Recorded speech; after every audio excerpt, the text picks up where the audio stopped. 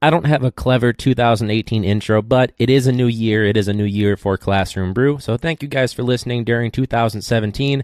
Let's get 2018 started off right.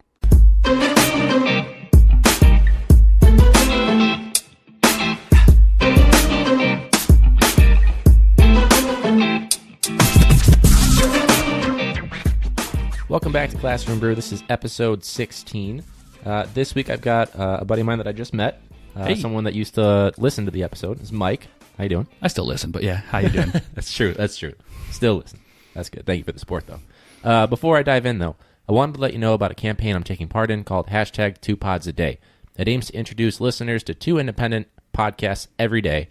The promotion hopes to give visibility to some of the great indie podcasts that you probably haven't heard of. Hashtag 2pods-a-day. Listen more, listen indie.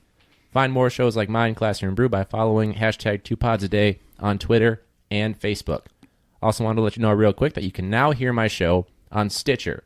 Stitcher is radio on demand. There's an app. It's free in the App Store, depending on what you got. They've got over 4 million card dashboards on demand and on the go. No downloading, syncing, or wasted memory, which is really cool. It's a great service, and now you can hear us on iTunes, the podcast app. Podchaser is the one that you found me on, right? I use Overcast. Overcast, that's the other one too. And now Stitcher, so that's cool. There's a YouTube channel. It's got some previews on it. I haven't really updated that in a while because, YouTube's a different beast. Anyways, so check us out on that. Thank you guys again. Feel free to reach out if you want to check us out on Instagram at Classroom Brew, Facebook.com/Classroom Brew, all that stuff. All right. Sorry about that. Had to get that done, but You're fine. welcome. So you found it because we actually have a kind of a mutual connection. Steve, who he has a podcast called Too Much Scrolling. Yep. And you met him at... I met him at Chicago TARDIS. It was back on Thanksgiving weekend, and it's a convention for, as I hate to admit this, people who are big fans of Doctor Who. And I was a panelist there, and Steve was in the crowd for my panel. And I spoke to him for a few minutes afterwards. And I checked out his podcast, and then while I was checking it out, I saw on the sidebar there was a podcast for teachers, which is really creepy that the internet knew that's what I was looking for, called Classroom Brew, and it turned out to be a pretty good one. There you go. Sweet. Well, thanks for listening and joining in, and yeah. I'm glad it's kind of becoming more visible, I guess. Yeah. That's kind of cool. But we were kind of talking beforehand, and by the way, what was the name of this beer that you gave me? Oh, I brought Cross of Gold by Revolution Brewing. It's delicious, especially because we were also talking. I may have some sort of gluten type of thing, and this is delicious and still hoppy at the same time, but nice and crisp. So I've had like my friend Beth, who's been on, and she's a second career teacher. You're also second career because we were talking a little bit about like construction, things like that. But in terms of like where you thought your career path was starting versus where it actually came, how did you wind up where you're at now? Well, many moons ago, in 1999, I graduated from high school, and I had the idea that going to college was for chumps. And 6 months in the real working world changed my opinion on that real fast, because I looked at a boss who was about 45 doing the same job I was and realized that was not the dude I wanted to be. And I looked back at what I'd always wanted to do, what I'd always enjoyed, and so I went to school starting in 2000 to be a social studies teacher for high school. It seemed like a really great idea, and of course, there's definitely not a glut of those on the market. And so I went to school and made the mistake of following my girlfriend to a college, and quickly broke up with my girlfriend after that, because that's what you do when you do that. And so I was having a rough time in college in the early 2000s, which was kind of a rough time for people in general, as the early 2000s. And right around 2003, I was in a classroom. I was doing my observations. I was about a year out from completing my schooling at Eastern Illinois to be a high school teacher. And I'm teaching my students, and I look up, and we're watching, we were doing a current events, we did our current events time on one day. So we would watch the news. I want to say it was CNN at the time. And that was back when you had to fake roll... news. Oh, yeah, fake news. Yeah, well, that was back when you had to roll a TV in on a cart if you wanted to watch news in class. That was the best day when I was a student. If you saw that cart Great day, especially if there was a sub there. Oh yeah. Man. Well, when it's a student teacher with a TV on a cart, you're even better off. Yeah, there you go. And so I rolled the TV in, and it just so happened to be the day that Baghdad fell. And okay. This was 2003, and they're dragging the statues through the streets, and there's jubilation, and the war is over, and everything is nice and peaceful now, and we definitely aren't going to be at war anymore. And I realized that I was teaching history, and I was missing out on history, and I didn't really have the ties, because I'd broken up with my fiance when we went to college, and broken up with her. I had no ties to what I was doing, and being a history teacher could wait, obviously. So I joined the Army and did that for a short amount of time. Didn't do anything interesting with it, but it was a great learning experience. It made me a better human being. And when I got out of the Army, it turned out that it had changed me, and I wasn't interested in going back to school. I couldn't. I came out of the Army, and I was really annoyed at the world, and I just didn't want to be around people. So going back to school wasn't for me. So I got a job, eventually working in construction, and swinging a hammer and hitting things all day while sitting outside and working in the sun and getting paid a lot of money was fun. Yeah. So I did that for years, and 2008 crash happened. When the 2008 crash happened, I fell back on my minor when I was in school, which was international economics. And I fell back on that, and economics taught me that if your industry ceases to exist, retrain. So I went back to school, and I decided to finish up my teaching degree, and after a few false starts, I eventually did so. And the most amazing thing was that my student teaching time came when I got to set foot for my student teaching in my grandmother's old classroom. Oh, so like the actual room. The actual room. The actual room that I had set up almost every summer when I was a kid to help her get ready for each year. The classroom that I had known like the back of my hand was, years after my grandmother retired, the room that I was student teaching in. And Still that was in an good amazing shape? event. No. Yeah, but not in good shape. It wasn't in good shape 30 years ago when I was a kid, and it wasn't in good shape 5 years ago when I was student teaching. In fact, the same animals and formaldehyde were still sitting in the cabinet, and I asked the teacher who had the classroom at the time, I'm like, why do you still have these? You teach earth science. She says, well, because of the formaldehyde, we can't get rid of them. What? We're just hoping it evaporates off through the broken seals. Oh, great. Actually, when I worked in the hospital, we had to clean out, it was a psych unit education setting. We were cleaning out cabinets because there was like years and years of all this stuff, and they got like a bunch of new teachers after a couple had left to different positions and retired. We found like 4 formaldehyde, like disgusting, like animals still in there just chilling. Yep. So they probably had the same. I didn't even realize that was like a thing. Oh, it's a controlled toxin. You have to get rid of it. Like you have to have a special company come out, and it's expensive to get rid of. It's kind of. I don't even remember how we. Most people probably just throw it out when no one's looking. Yeah, right. I think we did take it. I mean, we worked in hospitals. I think we did have someone to properly dispose of it. Lucky, but yeah, no, we just left it there, and I mean, in fact, one of the things that was still in there was a cat skeleton that I'd helped assemble. Oh, okay. That so she taught she taught life science, and then you were teaching social studies in the same room. Back when my grandmother, well, no, I actually changed when I went back to school. I realized that teaching social studies wasn't going to work for me, and in fact, teaching high school wasn't going to work for me. When I'd first gone into teaching, I just went for what I wanted, and I decided later that I couldn't go for what I wanted. I had to go for what I wanted to get a job in, because by the time I went back to school, reality. Well, I was married, and I had a kid on the way, and I couldn't just get what I wanted and hope for the best for a job eventually. So I needed to get a job quickly. So I instead decided to specialize in science in middle school. And because science and middle school are things that middle school is the Marine Corps of teaching. They deal with the widest range of kids. The kids who still think it's elementary school, to the kids who can't control their hormones, to the kids who think they're already adults. Yeah, that's what Chris says. He says they're young enough where they don't think they're too cool, but they're old enough that they're not entirely immature. But then there's also the outliers you're talking about. Yeah, they're actually my favorites. I love middle school kids. That's when they're figuring out who they want to be, and it's really a fun time. Yeah. My grandmother, in fact, is the one who gave me the best advice I ever had. She said that when you get into a school, there's 2 very important rules you need to follow.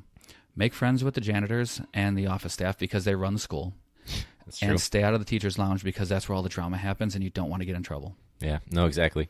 And that's kind of one of the first things we talked about was staying out of the teacher's lounge because I've heard a bunch of negative stuff in there that you just don't want to deal with. There was even one lady that I think she was like a ESP or something like that, and she was on the phone talking about, oh yeah, no, I'm looking for full-time employment. Mm-hmm. She's like in the teacher's lounge, like in her break. Yeah, I've had some pretty awkward situations with that as well. I had an ESP in my classroom 2 years ago, and she was given a device so that she could scribe for the student in a wheelchair that she worked with, but she used that device just to apply for jobs. I don't blame her because we were one of the lowest paid districts for ESPs. In fact, we had many ESPs in my district who made so little that they literally had the job just for health insurance, and they actually had to pay money to work there because they were paid so little. They had to pay from their second job just to cover the health insurance from their ESP job. So I understand where she was coming from, but yeah, maybe not the best way to not the best use of your time. You can do that some other time. Yeah, no, exactly. But I finished up my student teaching, and I subbed for a while, which was a great experience. Really? I liked subbing. It was my least favorite part of subbing, and I've heard you guys talk about subs and some of the way they come in. Well, you might. That's inner city, like where they get abused. But so when I was a student, we were in the suburbs, and subs are great, completely different environment. But sorry, go ahead. No, I mean a lot of the subs that I met were terrible. Like I got subs. complimented frequently on the fact that like I could actually take a lesson and do something with it. Versus my least favorite thing of being a sub was when somebody just handed me I joked that I was a overpaid movie presenter and test proctor because those were the two things I had to do as a sub: is either give tests or show a movie. And I was so grateful when people would give me lessons to do because it got me a chance to see how other people teach and to get a feel for their system and to really hone in on my classroom management skills. And my classroom management skills have always been better than I think someone at my experience should be. But I also take a page out of the drill sergeant's handbook with how I respond to problems. It's probably not the most social emotional like caring way. Works though. But I come out hard and I come out fast with any problems that crop up. And I'm a caring person. I listen to the students and I try to gauge the students' emotion, try to read the room, try to read the situation, try to know the students. But I also make sure that I assert my leadership first, and then after that I can work with the student to come to an understanding on why that didn't work. But it stops there from being offshoot behaviors. Yeah. And it's probably, like I said, probably not the most gentle classroom management, but I've had good experience with it. It might be rough the first few times once they realize, that empathy's there, that's just the way that it's going to work. They're going to appreciate you. So like I had a mentor teacher that he came off as, to students, they thought he was like callous or cold, whatever. But after like the first like few weeks of them working with him or coming in to see him one-on-one, they realized, oh, he really just cares, but he's got to set it so that we can function the way that the room needs to be. So it's just your style. Oh, my whole life I've learned that people don't like me when they first meet me. That's the thing I get most often. They say that? Oh yeah. When you work with people for years, a lot of times I'll hear from people, "Wow, I didn't like you when I first met you, but you're really a good guy." And after some introspection, I realized that's because the first experience people have with me is I expect you to do things this way and to be this good. And then once you've proven yourself, then, I'm nice to you. But until you've proven that you meet my expectations in general, I treat people like I expect more of them. And with adults, that can be off-putting. But with children, I think that when the students have proved themselves, it gives them a level of respect for themselves that they then give back to me as respect for helping them achieve better. At least that's what I tell myself. It kind of makes me think, and like that's how I would approach it too. But it makes me think of, do you watch like Parks and Rec? When I've seen it a few times. When so Andy Dwyer, who's played by Chris Pratt, he can't even do like a mile in less than like 15 minutes or whatever, and so he passes out. And so Rob Lowe, who's really fit, his character, he's like, "I'm so proud of you, not for what you did because that was terrible, but because what I think I can get you to do," that's kind of what it reminds me of. If you're willing to run so hard you're going to pass out in 15 minutes for a mile, that's great, because that means you're going to put in the effort to get better and to get faster. Yeah. If you would have walked half of it and then just been like, "I'm done" at the end of it, then I wouldn't have had the respect as well. I can see where he comes from on that. Yeah. Do you have students though that like So do you get a lot of transfers or kids that like, I know they're middle school, so or you are in middle school right now, right? Yeah. So do you have, like when I was in school, transfers didn't happen. Nowadays, kids talk all the time about, oh, I'm going to leave for this school next week. And then they come back 2 weeks later and then they leave again. And do you have that where you don't get the chance to get to that end point where it's like, oh, great, this is just the teacher-student relationship? Yeah. Or... In fact, I had it earlier. I had it early on and I have it now. There was a district I was at in the middle that was fairly stable. But when I first started, I was student teaching and then subbing in a town near Toyota Park, in the suburbs of Chicago, and everyone's like, "Oh wow, that's a rough neighborhood," and I go, "No," I'm like, "It was all run by one gang," and people like look at me in awe. They're like, "Isn't that awful?" I go, "No, it was great because the community was stable, the community was clean, they had pride in the community. Yes, there was criminals who ran the community, but." I mean, it's Chicago. There's always criminals that run the community. Yeah, unfortunately. It's just some have, gang affiliations and some have political affiliations. Yeah. And everything was nice and wonderful, but I had a high transient population for students who were homeless. And I had students who weren't necessarily homeless, but they were definitely not like dwelling secure. They would be in one apartment building for 4 months, and they'd be in another apartment building for 6 months, and they'd be in another apartment building or somebody's attic or something like that, and they'd be moving around, and their parents would do their best to keep them in the school district.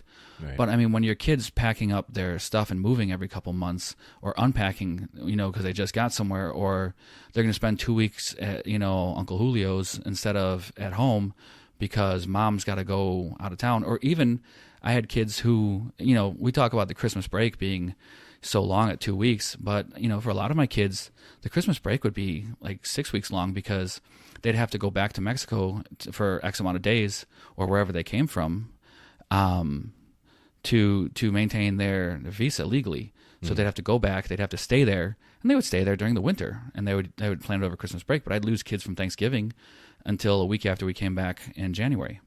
I could see that. And I've had a few kids where that's a behavior issue, but I even had one student, he talked about like going back to another country. This is when I was student teaching out in the suburbs, but his father had passed away in Pakistan, so he was like the head of the family then, and he had to go back, and he was worried. Like, he's like, I got to make this no less than 3 days because I don't know if I'm going to get back in. This was around the time of the election and all that stuff that was going on. And it was sad because high-performing student, but we didn't know, are we going to see him again? Is he going to get to where he wants to be? Like, what is he going to be able to do if he leaves during break and then comes back, hopefully? I mean, I have a student right now whose mom every month or two has to take him out and take him home because it depends on which appeals, which lawyer, which whatever in the separation, because dad says she's not allowed to leave the state and mom doesn't want to be in the same state as dad, so she'll leave until she's legally required to return. And then when that gets, so I mean, it's some of these kids have unstable lives, and you have to take that into account. And I mean, he comes in, and my class requires you to build on what you've learned, and if you miss a good chunk, you're missing stuff. And he just comes in, I'm like, all right, man, I know you can do it. And like, I don't treat like he was gone as a thing that he's missed out on. I'm like, okay, so you were gone. That happens. We're going to get past it. And I accommodate it. And that's one of the things is that, a student will be like, oh, well, that's unfair. I go, no, it's fair, but it's not equal. Well, but that's not fair. I go, no, it's not equal, but it is fair. I'm like, if you're in his situation or if you're in any other situation, I would treat you and I would take your situation into account. That's being fair. Being equal is you all have to do the same thing all the time. And I think that if I can get the kids to realize that fair and equal aren't the same thing, then even if they don't remember anything I teach them about computers, at least they can learn that, there's different levels of how you treat people based on their situation, and compassion or empathy is important, especially in middle school. They suck at empathy.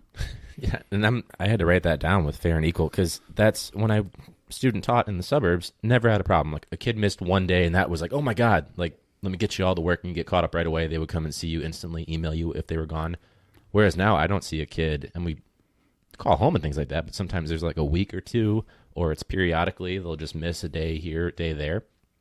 But I like the fair and I never even thought to phrase it that way because what I'm running into now is exempting certain assignments, making sure I can still get the skills.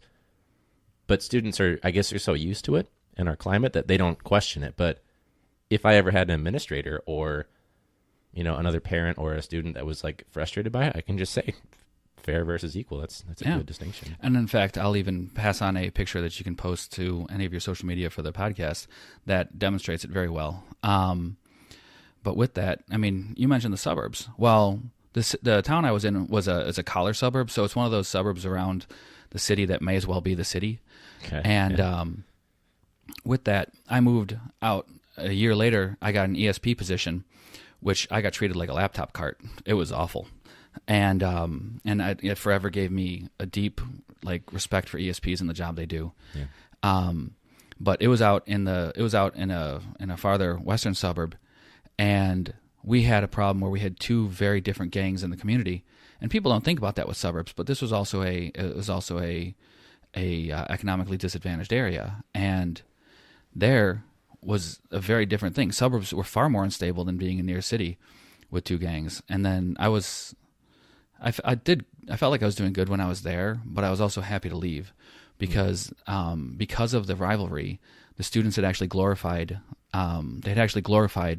the violence of it and the community of it and the hatred of it. Yeah, and there's not much you can do to change that when you're, like I said, a human laptop cart who goes classroom to classroom. Yeah, it's disconcerting. Like my kids think if you get I have a student that he lies about being shot. He stubbed his toe really bad and he had to get he broke it and stuff like that. And then he said, "Oh, he got shot because it's a badge of honor at our school." And I had a kid who got shot and he wore it as a badge of honor. Yeah, yeah. No, even there's only one student I have that was shot, and he's the only person that's like, "No, it's not cool, man.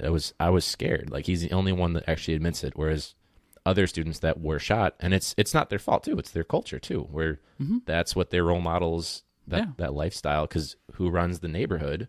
It's not the guy that works at a bank 9 to 5 or the guy that works city council, something like that. It's unfortunately the guys that are part of some sort of like a hate group or a gang or something like that. And so it does become a badge of honor and glorifies that violence, which is sad. I found out that while I was teaching 8th grade in this suburb, I had a kid who looked like he could have been straight off the set for Outcasts. Like we were reading the Outcasts, he looked like he had the big pompadour slicked back, real small, quiet kid. He does the comb every 5 minutes. Oh yeah. Well, he didn't comb it. I mean, this thing was a helmet. Like it was protective. That much hairspray. And and I mean, he was quiet. He was unassuming. He would disappear into the furniture if you didn't notice him. And I found out about halfway through the school year that he was now the de facto gang leader for one of the gangs because his brother had been put in jail. And so he ran the high school gang, and he was only in 8th grade because he was the younger brother. Jesus. And I mean, and this kid was quiet, and he honestly, in retrospect, he made a great gang leader. You never saw him. You never knew he was a troublemaker. You never knew anything about him. No, yeah. He was just quiet, and he was there, and he was commanding. That's disconcerting. Yeah, it was. That makes me kind of like, you try to get to know your students, but there's some things I feel like I'd want a separation of what I know and don't know. But yeah, and that's the thing is, as a teacher, like I have children. I have 2 of my own kids, and I refer to my kids all the time. And teachers get it. When I say I refer to my kids, I'm referring to my students. Yeah. But when I refer to my children, I say my son or my daughter. And that's an easy distinction. But when I talk to people who aren't teachers, and I'm like, oh, yeah, so, I had this one kid who was doing this. And I'm like, wait, your kid or students? And it's because you have a large 1-year extended family with your 100 and something kids that you have. Yeah. And it's an amazing experience to be a part of their lives and to live with them and their successes and their failures. But then they're gone from your life. And unless you're a teacher like I am now, where I teach an elective class, so I'll have kids for 3 years, which is great, but you really grow with them over the years, and it's hard when they fail or when they leave or things like that. Yeah, yeah, and I teach sophomores and juniors, but I get this is my first year, so I have some juniors and seniors that they're taking the sophomore or the junior class or both, to be honest with you. And it is kind of, and even there's kids that I don't know in the building, but since it's such a small building and, big building, small population, it is sad when you know someone that you didn't teach them, but then you see that they dropped out a week later and you're like, oh shit. It really weighs on you as if they are your own kids, which is kind of sad, but. Well, to get to the second career part though, I realized the second career part makes a difference when I got finally my own classroom. And when you come out of school, and the one thing that if anyone's an aspiring teacher and listening to this, I'm sorry to be the one that has to tell you this, but they don't teach you anything you need in school. Yeah, no. If they've heard this podcast more than a few episodes, I think because it's true. Everyone's going to reiterate that because you don't until you're in it. That's when you start to learn it. But so wait, before you got to like your first career job, how long were you a sub? I was a sub for about a year, and then I was an ESP for a year. Okay. And I was a sub for about a year and a quarter, year and a half, whatever. And in fact, at one point, I had to long-term sub for a teacher that had just been done with it, and she choked one of her students and got fired. Oh, choked? Yeah. Like actually physically? Like, yeah. Jesus, not that it's justified, but what do you do? Like he was himself. He was infuriating. Personality clash. He was just personally infuriating, and she had just had enough. There's only so many times where a kid can come in and do whatever they want and get away with it before you just, I don't know. Yeah, that's a Vine actually. It's a substitute teacher. Clearly, well, I hope it's a substitute teacher, and they're like, "Wait, what'd you say?" And he's like, "If you talking back right now, your mom's a hoe." Like that's what the sub is. It's a very popular Vine too, back when Vine was a thing. But sometimes when they've had it, and it's unfortunate. But anyway, sorry. So no, that's fine. So I had finished being an ESP, and I was done with being an ESP. I was like, I don't care. I made more money as a sub. I don't care if I make a better reputation as an ESP for myself. I am not doing that anymore. I'd rather be in charge of the classrooms than to, like I said, to be a human laptop cart. And so I was really worried because I was putting in my pre-applications to be sub, to be approved in all these different districts around me. And then about 2 weeks before the school year starts, I got a job interview. And I drive out to the school, and I'm like, whoa, this looks like a college campus. This is too nice for me. I'm not going to get a job here. And I have a great interview. The guy seems awesome. And I'm like, all right, everything they offered me, like this sounds like a really great program. They want me to take over this STEM program. I'm really excited about that. Science, technology, engineering, mathematics. That's wonderful. I won't be a core teacher, so I won't have a lot of the stress that goes with it. And I was like, this is going to be amazing. I'm like, I am totally not getting this job. And I drove away. I drove home, and I told my wife. Positive right there. Yeah, well, I mean, I'd been on quite a few interviews over the summer, and like I just got to the point now where I'm like, I'm not getting a job. And so like I drive home, and my wife's like, how was it? I'm like, it was wonderful. I love everything about it. It's a dream job. And then so they call me, and they're like, okay, so we want you. And I'm like, all right, cool, I'm in. And so, they're like, well, we don't pay much. I'm like, I don't care. You pay more than I was getting paid. At this point, I'm working 3 jobs. So, whoa. Yeah, what were the 3 out of curiosity? I was working at, so I would work during the day as an ESP when the school year was on. Mm-hmm. Then I would work at a sporting goods store in the evenings during the week. And then I would work during the day on Saturday. And then on Friday night, Saturday night, and then Sunday all day, I would work at a restaurant as a server and bartender. Okay. Yeah, that's 7 how we days got a talking week. about. I want to during the summer probably bartend. I've got places right across the street and down the block. And so I mean, at this point I had a kid and a wife and a mortgage and all that stuff, and it was, my wife's story is even worse than mine. And so we needed to make payments. So I worked 3 jobs, 7 days a week, and so they hired me, and I was like, all right, I'm gonna get started. So, that's cool. Yeah. And then, so I find out that, they weren't sure about my certifications because my grandmother again had told me, she's like, I'm going to pay for you to go to school some more if you get a computer certification. I'm like, but I want to get I want to get math. And she's like, no. She's like, I'm going to pay for it. But you're going to get a computer certification. That's smart. Was she was a teacher though, so she knew what was needed. My grandmother was my first software pirate. My grandmother was software pirate. She was a science teacher, and I kind of grew up with my grandma. I lived with my parents a lot, but my parents had rough times too, so I lived with my grandparents a lot growing up. And my grandma brought home an Apple IIe computer because the school had gotten them, and she thought they were pretty neat. And so she bought one for herself, which at the time was like almost like buying another car. Mm. And the thing is that software wasn't exactly Like there was no easy software distribution system back then. So what she did is the school would buy software through Scholastic in like class sets for the computer lab they had. And she would just have the librarian make copies of the software for her, and she'd bring it home to me. Nice. So Grandma was my first software pirate. And so all my stuff was just handwritten labels on floppy disks. I like it. So this, what year is this? I remember I had floppy disks when I was in like middle school, but it was being phased out for flash drives. But no, this was I want to say the mid '80s. Okay. So mid to late '80s. I had this computer for Grandma, and you know, I'd always been a computer person, and you know, with my family being you know, less than financially advantaged, we ended up having a lot of times where it was like, all right, we can get a computer. I was a kid who had a Nintendo when everybody had a Super Nintendo. I was a kid, you know, I was always like, so I always had whatever the last generation was. I had an Atari, literally. Like my dad had an Atari from when he was, you know, an adult before he was married. And that was my video game system until I got the Nintendo because it went on sale because the Super Nintendo came out. So I was always the one behind. So I'd always had to learn how to make what I had better. And so I'd always mess with computers and programming and things like that before I even knew that was a thing. So my grandma was like, you know computers. She's like, you need to do this for education. She's like, that's the next step. And that was a certification that got me the job in STEM, was computer applications. So yeah, you got to stand out somehow. So whatever works. So what do you teach right now then? I still teach STEM. Okay. I teach so I'd gotten hired at my first district, and by the time all the paperwork was through, I'd already missed the first school PD day. I'd missed and so I was given a day and a half plus a weekend until school started.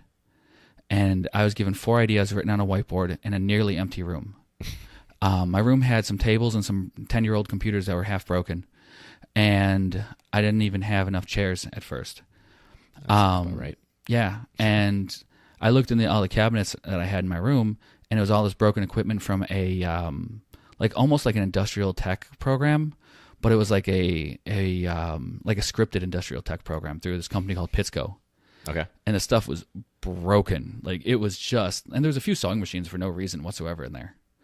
And so I had essentially, 2 days to come up with a STEM program, and my guidance was 4 ideas. And in fact, I say STEM now, but it wasn't until midway through my first year that I learned the term STEM. I was just told I was supposed to make a technology lab. That was what my class was named. It was Tech Lab.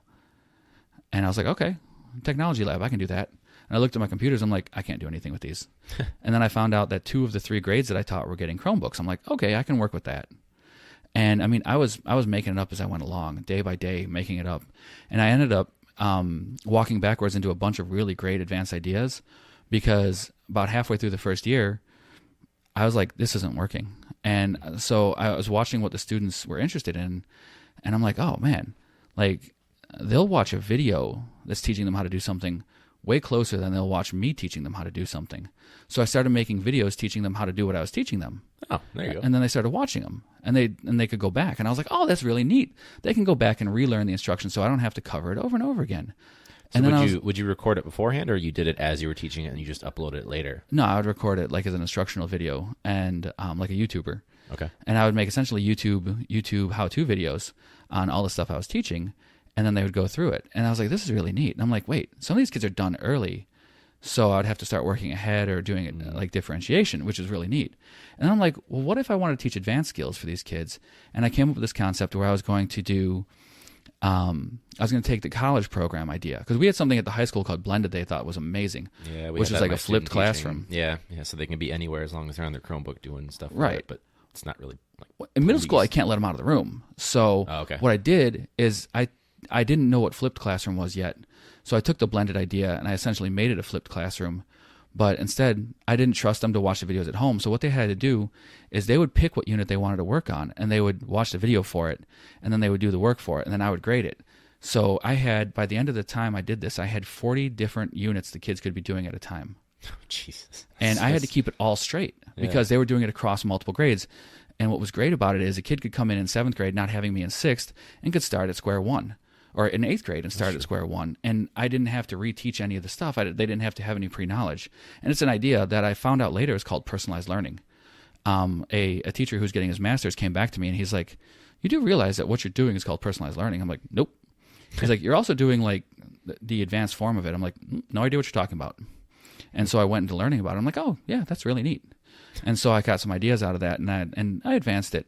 And so I essentially built a STEM program and used advanced learning techniques. And the school was totally supportive. They were wonderful about this, up until they decided to get rid of my STEM program for a science or for another Spanish class. And the district I was in was kind of red, like kind of really red. Sure. And they didn't want their kids learning that Spanish. They should speak English in America. What? Not to get too. What state? Illinois. Oh, okay. All right. Well, it's Illinois. Actually, no, that sounds about right. I was gonna say, I currently live in the far northwest suburbs. The town that I was teaching in didn't consider itself a suburb. That's how far out it was. What did they? They're just in Illinois. Oh. They did not consider themselves to be a suburb of Chicago. They were just a town. Yeah, and there's even kids in Naperville. They're like, "Oh yeah, we're from Chicago." Yeah. Nope. Not these kids. The opposite. So you started from basically an empty room, which is funny because actually Chris last week, he basically said he got an interview question. You walk in, there's no room, there's no books, there's no desk, nothing. What do you do? And he was like, I'd find an empty room. But you started from basically nothing, outdated, broken technology, up until where you ended. I mean, now you're not at that school, but that's pretty. And I had kids, by the end of my time there, I had taught kids to build computers, to write computer programs, to design and solder electronics, to design 3D imaging for 3D, to create 3D designs to output as functional 3D plans on a 3D printer, all of which had come from nothing. In fact, I was so dumb when I first started that job that I didn't know how to access the LMS, the teaching the school teaching website, the learning management system as it's called. Didn't know how to access that, didn't know how to use it. So I was coding my own web pages and creating them for the kids until somebody told me, like, why don't you just use the LMS? I was like, what's that? And the kids are like, it's Haiku, dude. It's what we use. Like everybody else uses. Yeah. And now that's Power School. Power School learning, because everything's owned by Pearson. Yeah, no, exactly. It is great, though. It's decent. I have issues with it. I prefer Canvas if given a choice. Oh, okay. I've seen it. I haven't used it. But And so I didn't know what an LMS was, but by the time I was in my second year, I was the person who used the LMS more than anybody else in the district. I had more active time on it, and my students had more active time on it than anyone else in the district. Even with that lack of it, like they all had a head start on you. I immediately jumped in and accelerated it through it.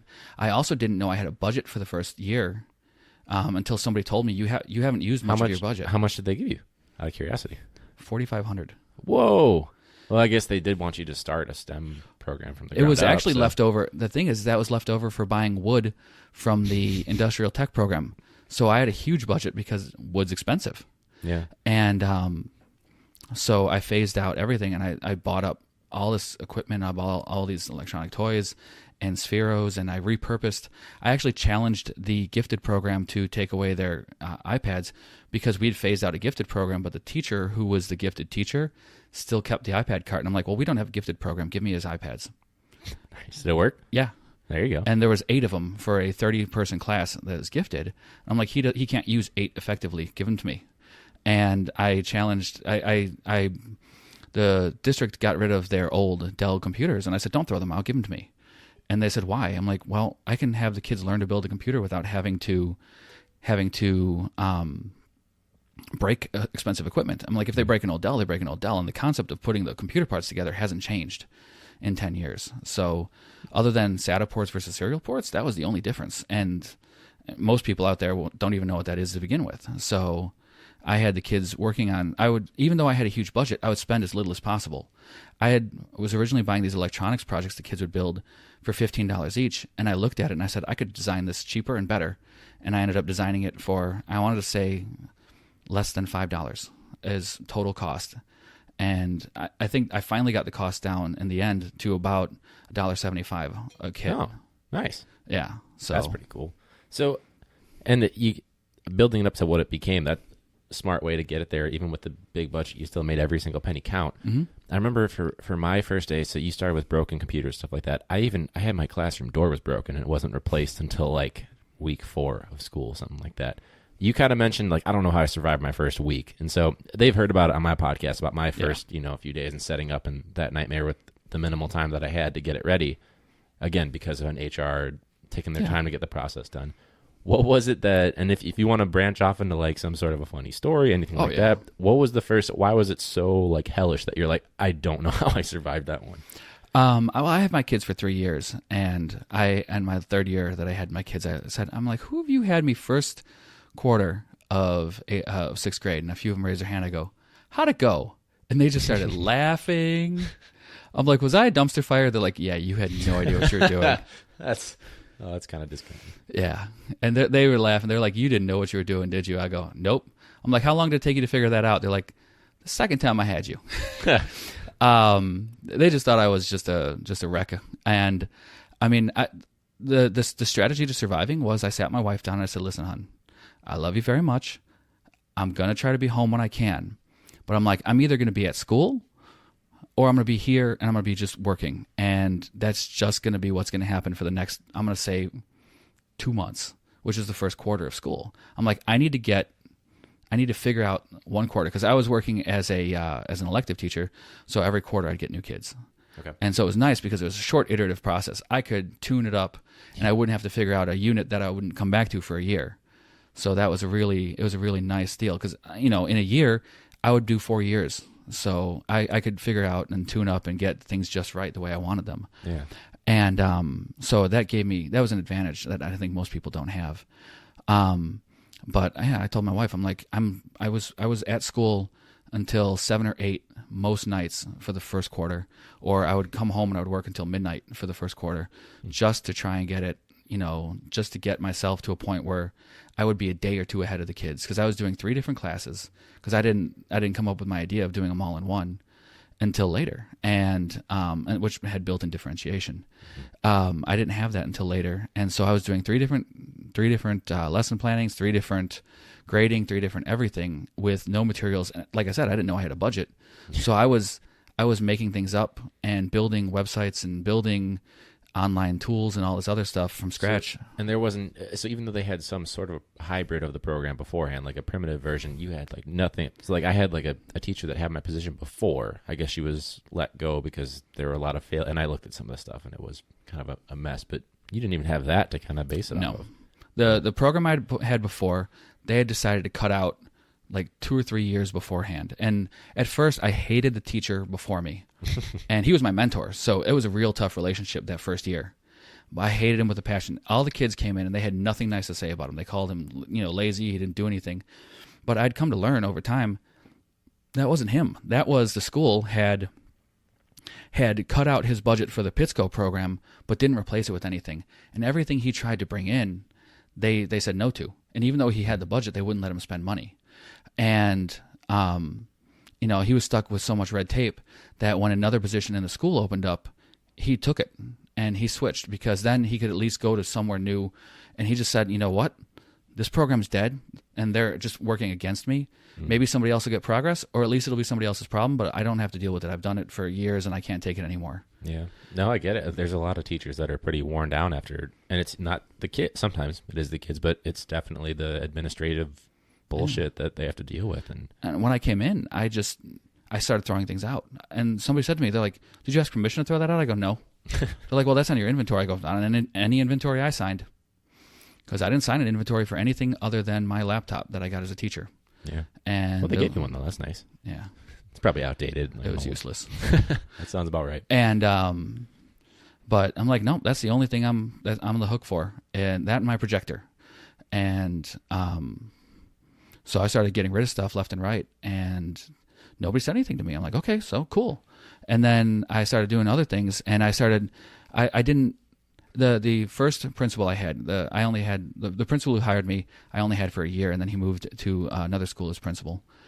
The first principal I had was like, dude, we literally have no guidance for you. We have no standards that you need to follow.